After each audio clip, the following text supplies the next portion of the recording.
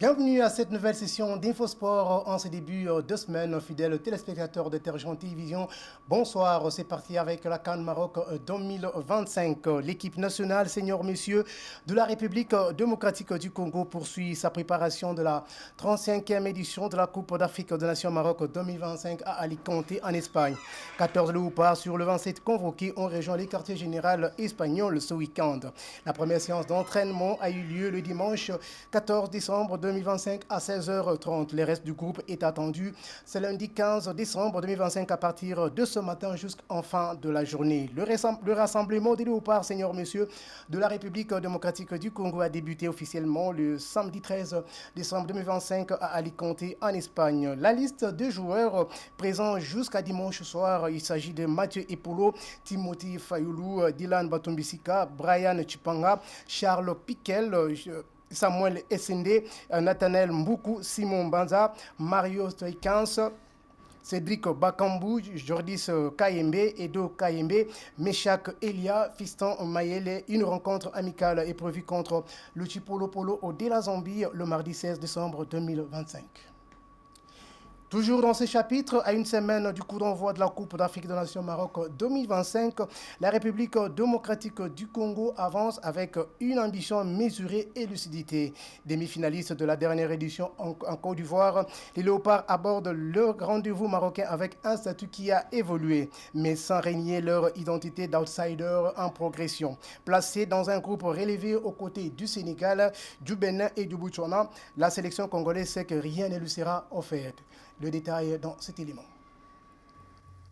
La République démocratique du Congo se retrouve dans le même groupe que le Sénégal, le Bénin et le Botswana. D'après le sélectionneur-manager Sébastien Desabre, comme toutes les CAN, ce sont des groupes très relevés. Peu importe le chapeau, il y a toujours de très bonnes équipes. Le Sénégal fait partie des meilleures nations africaines, voire la meilleure actuellement. Le Bénin, que je connais bien, a mis en place depuis plusieurs années un vrai programme de développement. Le travail commence à porter ses fruits, notamment au niveau du football local. Quant au Botswana, c'est une équipe difficile à jouer. On l'a vu jouer lors de leur dernier match, notamment en Algérie pendant les qualifications. Nous sommes très excités à l'idée de rejouer une CAN, de revivre ce genre d'émotions comme en Côte d'Ivoire. L'essentiel sera surtout de bien se préparer, notamment pour le premier match contre le Bénin, qui est toujours important en termes de confiance, même s'il n'est pas décisif à lui seul. La principale leçon, c'est qu'aucun match n'est plus facile qu'un autre. Je suis convaincu que le match contre le Botswana sera aussi compliqué que celui face au Sénégal. Les paramètres sont différents, mais la difficulté est la même. Nous restons des outsiders aujourd'hui. Nous sommes dans le top 10 africains au classement FIFA, mais il y a encore plusieurs nations devant nous. Nous sommes dans une phase de progression. Lors de la dernière CAN, nous avons peut-être superformé et le plus difficile, c'est toujours de confirmer. L'objectif est de montrer que ce que nous avons réalisé en Côte d'Ivoire n'est pas un one-shot, mais le signe que la République démocratique du Congo commence à s'affirmer à ce niveau. Le match contre le Cameroun et le Nigeria l'ont confirmé. La première ambition, c'est de franchir le premier tour. C'est une étape essentielle. Une fois qualifié pour le huitième de finale, on entre dans une phase où l'on joue les matchs couperettes. Mais on ne se projette pas trop loin. Il y a d'abord la préparation puis la phase de groupe. Ensuite, on verra. Ce qui est certain, c'est que nous avons une équipe capable d'aller loin. Le rapport de force évolue, les tirages comptent et personne n'est assuré d'atteindre les demi-finales, de gagner la CAN, même les favoris comme le Maroc ou le Sénégal. L'histoire de la CAN est toujours pleine de surprises. Nous avons des ambitions. Montrer ce que nous avons fait en Côte d'Ivoire n'était pas exceptionnel, mais le début de quelque chose de solide. Parlant de Chancel Mbemba Mangoli, sera l'essentiel, bien sûr. C'est un capitaine exemplaire. J'associe aussi Cédric Bakambu et d'autres cadres. Ce sont des joueurs qui montrent la voie en termes de discipline et de professionnalisme. Cela facilite énormément l'intégration des jeunes car nous sommes aussi dans une phase de renouvellement. Les jeunes voient les joueurs à 70, 80 ou 100 sélections et comprennent ce que représente l'exigence du haut niveau. L'INAFOOT, le championnat de l'élite de la République démocratique du Congo, Illico Cash Ligue 1 poursuit son cours normal. Deux matchs sont prévus le jeudi 16 décembre 2025 dans le groupe A Alikasi au stade Kikula. US Panda jouera contre FC Chikas en match remis de la 11e journée, alors que dans le groupe B à Kindu au stade Joseph Kabila Kabange, AS Dauphin Noir accordera son hospitalité au Daring Club Moti Mapembe en match avancé de la 15e journée.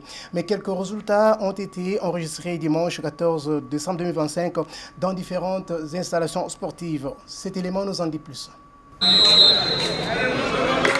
Le stade mythique Tata Rafet de la Kétule a été le théâtre de 2 rencontres du groupe B. En première explication, match remis de la 8e journée, l'Académie Club Rangers et l'Académie Football Rangers se sont séparés dos à dos sur un score de parité vierge 0 but partout. En deuxième explication, dans les mêmes installations sportives, pour les comptes de la 12e journée, le Football Club Les Aigles du Congo s'est débarrassé petitement de New Jack Football Club sur un score étriqué de 1 but à 0. L'unique réalisation de la partie a été l'œuvre de Moussette Quintas, but inscrit à la 19e minute. Tandis que dans le groupe A au stade Joseph Kabila Kabangue de Kalemi, pour les comptes avancés de la 14e journée, le Football Club Tanganyika a battu l'association sportive Malolé de Kananga par un score étriqué de 1 but à 0, but marqué à la 45e minute de la première période par Molingo Ramazani sur penalty. Au stade Jean-Di Katoka de Kananga, l'association sportive Saint-Luc s'est inclinée devant tout-puissant Mazembe de Lubumbashi par 1 but contre 2. Les Korobos se sont illustrés dans les premières 20 minutes en ouvrant le score par Patrick Mwangoulou avant de voir Faverdi Bongeli alourdir le score à la 58e minute. Les Kanangais de Saint-Luc ont su réduire le score à la 85e minute par le truchement d'Espérance Mwambaye. Pendant qu'à Lubumbashi, au stade Frédéric Ekeba Maliba, le football club Lubumbashi Sport a fléchi face à l'association sportive Simba de Koluzi par 0 but contre 1. Richard Kazadi a été le tombeur de l'Uchois à la 9e minute. Au classement provisoire, dans le groupe A, AS Simba consolide la première place avec 26 points, talonné par TP Mazembe avec 23 points avec 2 matchs de moins. FC Saint-Oula Lupopo pointe à la 3e position avec 21 points avec 3 matchs de moins. AS Malolé maintient la 4e place avec 18 points. Au bas du classement, nous retrouvons respectivement à la 14e, 15e et 16e place CES Manika 6 points, goal différence 4, FC Chikas 6 points, goal différence 8 et US Mpanda 6 points également, goal différence 13. Dans le groupe BASV Club maintient le commande avec 25 points suivi de FCMK Itancheti avec 19 points. Les Aigles du Congo occupent actuellement la 3e place avec 10 points, goal différence plus 4 ex-aequo avec AC Rangers 10 points également, goal différence plus 2. La lanterne rouge aussi Bukavu Dawa qui tire la queue avec 4 points. D'après le coach du TP Mazembe, Lamine Ndiaye s'est dit satisfait tout en évoquant l'expulsion du joueur de l'équipe adverse après leur rencontre face à Saint-Luc. Suivez. On a pris le match par le bon bout. On a scoré. Après, l'expulsion nous a plus desservi qu'autre chose parce qu'après, on s'est déconcentré, on ne faisait plus les efforts. Et en deuxième mi-temps, on a eu 5 minutes de panique, je dirais.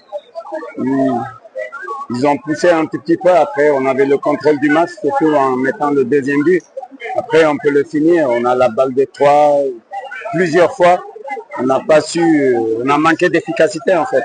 On a manqué d'efficacité et devant et derrière. Parce que le but qu'on prend, on ne doit pas le prendre non plus. Mais ceci dit, on ne va pas faire la fine bouche. C'est une victoire.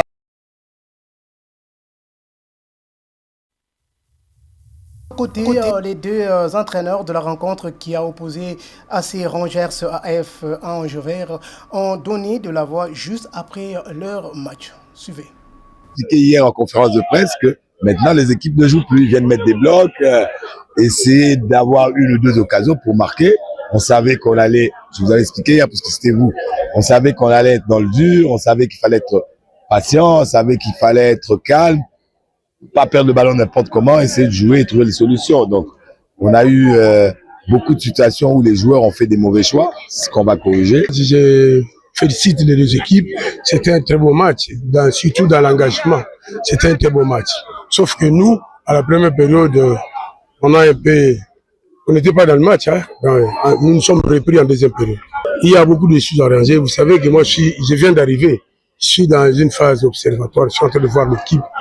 Comment ils jouent, comment ils font leur jeu. Je dois arranger beaucoup de choses à la phase virtuelle. La fois passée, dans le Badiango, toujours sur le plan offensif. C'est pas offensif que j'ai vraiment péché, c'est ça. Donc, match joué, tout ça, l'effort, il y a beaucoup de ça, c'est le plan offensif. Donc, trop de ratés à trop. Déjà conscient, il faut tout bon ça.